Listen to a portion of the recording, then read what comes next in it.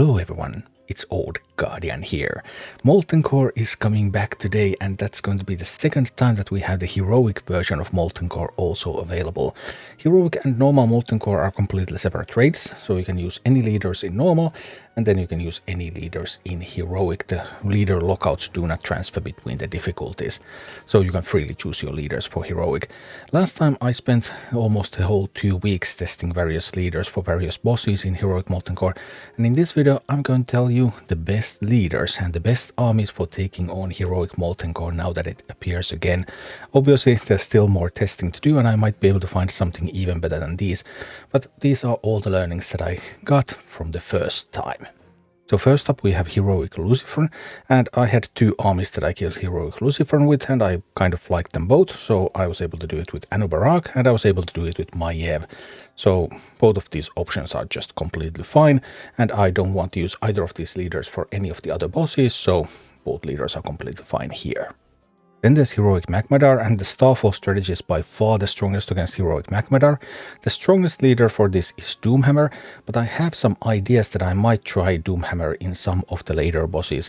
So this time I'm actually planning to do this with some other leader, exactly the same army, and just some throwaway leader that I can use here because the army is already strong enough to carry.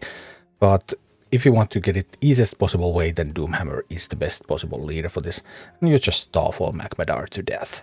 For Gehennas and Shazzah, I really enjoyed the Molten Giant build, and I was doing this with Baron Rivendare. You could do this with some other leaders as well, but Rivendare is a pretty good option for this one. Heroic Garr is where things start to get a little bit different between normal and heroic, because I think the strongest leader for Garr heroic is actually Blood Mage Thalnos. This cycle deck with Thalnos, smoke bombing to give them levels, giving Thalnos lots of levels, it just wrecks heroic Garr. It's truly wonderful. Alternatively, you can also do this with Cenarius.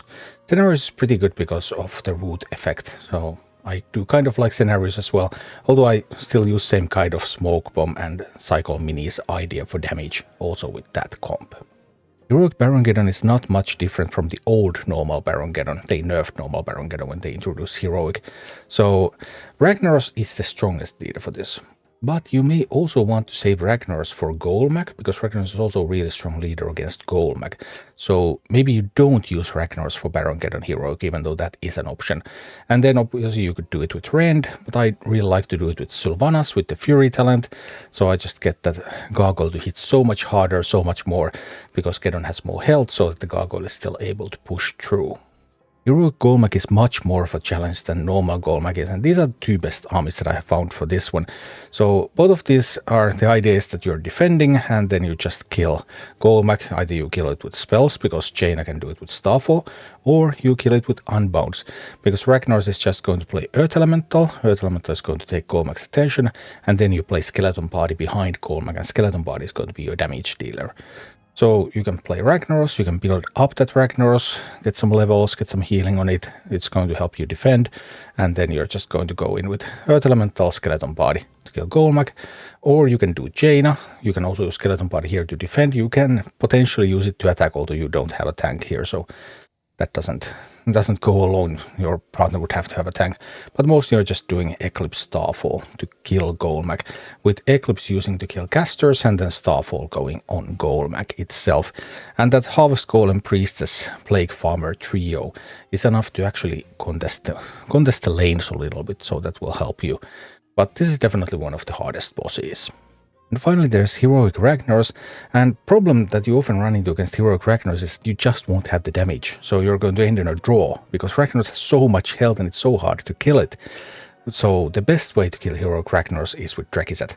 Drakizat, a fast Drakizat. So I have Dryad here to give Drakizat speed, and then Drakizat running, and some Drakizats can be slow with armor, other Drakizats can be fast, so you can get multiple Drakizats as Ragnaros, just thinking about when do you send a slow Draki out, when do you send a fast Draki out, and Drakizats are just going to deal so much damage and kill Ragnaros for you. But if you don't have that big damage dealer Drakizat, then you're in more trouble, because it's not as easy to kill Ragnaros with stuff like Whelpex and Vogue and even Execute, although it is possible, especially with Malfurion. Malfurion can protect your towers so much, and then with Malfurion protecting the towers, healing the Worgen as well, then that just gives you a little bit more options. Even though the Elite Flamewakers prevent you from casting spells, Execute is still something that you need to bring, because I found that without Execute, I just ended up in a draw. Wellbex plus Worgen could not deal enough damage to kill Ragnaros. But when you add in the Execute, then Execute helps you get through the couple of first phases, and even if you don't use Execute in the last phase, because there's Elite Flamewakers again and you have to kill them before you can get to use Execute, just getting to that last phase faster is really important, and that's going to help you out. So these are the best that I have found so far for Heroic Ragnaros. I will obviously keep looking if I find something, especially for Golmak and Ragnaros, something a little bit more, but already these comps were able to do it very consistently in the first cycle, and this should have you fully sorted for the second time that Heroic Molten Core is available. Thank you for watching. Click like and subscribe if you enjoyed this, and a special thanks to all of my Patreon supporters, YouTube members and Twitch subscribers who make all of these videos possible.